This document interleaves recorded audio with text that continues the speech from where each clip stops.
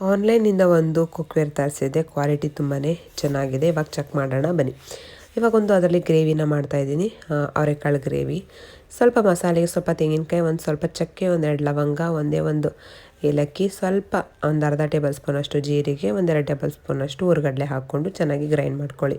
ಅದಾದಮೇಲೆ ಸ್ವಲ್ಪ ಪಾತ್ರೆಗೆ ಸ್ವಲ್ಪ ಎಣ್ಣೆ, ಸ್ವಲ್ಪ ಜೀರಿಗೆ, ಈರುಳ್ಳಿ, ಅವರೆಕಾಳು ಮತ್ತು ಟೊಮೆಟೊನ ಹಾಕಿ ಸ್ವಲ್ಪ ಅರಿಶಿನ ಹಾಕಿ ಚೆನ್ನಾಗಿ ಬಾಡಿಸ್ಕೊಳ್ಳಿ. ಅದು ಆದಮೇಲೆ ಸ್ವಲ್ಪ ಖಾರಕ್ಕೆ ಎಷ್ಟು ಬೇಕಷ್ಟು ಖಾರದ ಪುಡಿ, 1 ಟೇಬಲ್ ಸ್ಪೂನ್ ಆಗೋಷ್ಟು ಧನಿಯಾ, ಒಂದು ಅರ್ಧ ಟೇಬಲ್ ಸ್ಪೂನಷ್ಟು ಗರಂ ಮಸಾಲಾನ ಹಾಕಿ ಅದನ್ನು ಕೂಡ ಚೆನ್ನಾಗಿ ಫ್ರೈ ಮಾಡ್ಕೊಳ್ಳಿ. ಅದಾದಮೇಲೆ ನೀವು ಮಸಾಲಾನ ಏನು ರುಬ್ಕೊಂಡಿದ್ರಲ್ವ ಅದನ್ನು ಹಾಕಿ ನೀರು ಎಷ್ಟು ಬೇಕು ಕನ್ಸಿಸ್ಟೆನ್ಸಿ ನೋಡಿಕೊಂಡು ಗ್ರೇವಿ ಅದಕ್ಕೆ ಹಾಕಿ ಒಂದು 10 ನಿಮಿಷ ಕುದಿಸಿದ್ರೆ ಒಂದು ಸೂಪರಾಗಿರುವಂತಹ ಒಂದು ಗ್ರೇವಿ ರೆಡಿ ಆಗುತ್ತೆ.